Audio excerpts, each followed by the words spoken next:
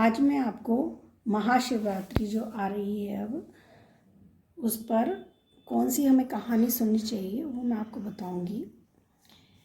आप इसको मंदिर में जाकर भी सुन सकते हैं और घर पर भी सुन सकते हैं। इसमें पहले पूजा करनी होती है। आप चाहो तो मंदिर पर जाकर पूजा कर सकते हैं और घर पर भी पूजा करते हैं, जैसे नॉर्मली हम लोग करते हैं ऐसे ही पूजा करनी है। और उसके बाद हमें कहानी सुननी है। कहानी इस प्रकार है कि एक शिकारी था, वो शिकार करने के लिए जंगल में जाता है और उसको पूरा दिन हो जाता है लेकिन उसको कोई शिकार नहीं मिलता। तो वो एक पेड़ पर चढ़ जाता है और वो पेड़ बीलपत्र का होता है। उसे कुछ खुद को पता नहीं होता कि वो बीलपत्र का पेड़ है और वो उस पर चढ़ जाता है। फिर वो सोचता है कि अगर मैं यहाँ थोड़ी देर बैठूंगा तो शायद कुछ आ जाए। थोड़ी देर बाद वहाँ एक हिरनी आती है और वो पानी पीने के लिए तो वो सोचता है कि अब मुझे शिकार मिल जाएगा। वो जैसे ही उसको मारने के लिए तीर उठाता है, वैसे ही वो उसके नीचे एक शिवलिंग होता है। पहले के ज़माने के लोग थे तो वह साधु महात्मा जहाँ भी पूजा करते थे वहाँ शिवलिंग बना देते थे। उसके नीचे भी एक शिवलिंग बना हुआ था और वो पत्तों में नीचे दबा हुआ था। तो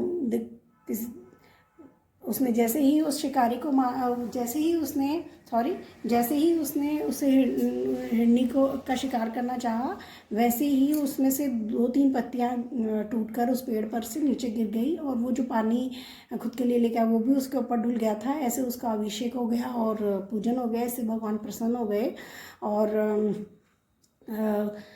उसके बाद वो जो हिरनी थी उसको जैसे ही पता लगा कि वो एक शिकारी मेरा शिकार कर रहा है, तो उसने कहा कि भैया मेरा शिकार मत कीजिए, मेरे बच्चे हैं 2 छोटे, पहले मैं उनको बताए आती हूँ फिर मैं आ जाऊँगी।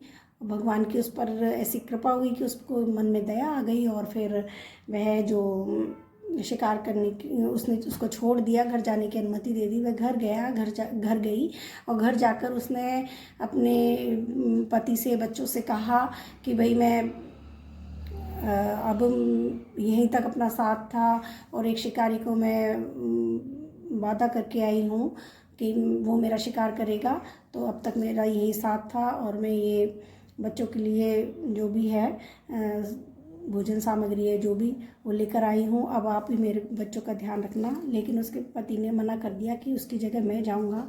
अब वो बच्चों ने भी कह दिया हम भी चलेंगे। ऐसे सभी हिरण हिरनी और उनके दोनों बच्चे वो सब शिकारी की तरफ चले गए। तो शिकारी ने सोचा कि ये एक नहीं 4 आ रहे हैं, तो उन्होंने सब ने बोला तो भगवान वहाँ पर प्रकट हो गए और उन्होंने कहा कि तुम इसको माफ़ कर दो। और भगवान को देखकर शिकारी ने बोला अरे मुझ जैसे पापी को भगवान प्रकट हो गए। मैंने तो कभी कोई पुण्य ही नहीं किया, हमेशा लोग जानवरों को मार कर उनका मांस खाता रहा। तो भगवान ने कहा कि तुमने बिना उसके ही मेरी पूजा कर दी। आज शिवरात्रि थी और तुम पूरे दिन भर से भूखे, उस प्रकार से तुम्हारा व्रत भी लग गया और तुमने मेरी पूजा करी, उससे मैं प्रसन्न हुआ हूँ। तो उसे बड़ा पश्चाताप हुआ और उसने उनको जाने दिया, छोड़ दिया और उसने आगे कभी भी किसी भी जानवर का शिकार नहीं करने की कसम खाई कि मैं आज के बाद किसी का शिकार नहीं करूँगा, अपनी मेहनत करूँगा, मेहनत करके कमाऊँगा। इस तरह से उसने प्रण किया और भगवान के सामने प्रॉमिस किया। और फिर जाके वो उस दिन से फिर वो वापस घर खाली हाथ लौट गया। लेकिन जब वो घर पहुंचा तो उसका घर महल में बदल चुका था और हीरे मोती जगमगा रहे थे। उसके महल में सब ईश्वर की कृपा से उसको प्राप्त हो गया था। तो जो निस्वार्थ भाव से भगवान की भक्ति करते हैं, भगवान उनको हमेशा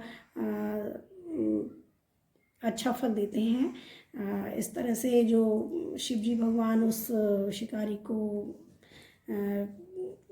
पर कृपा करी, ऐसे सब पर करे।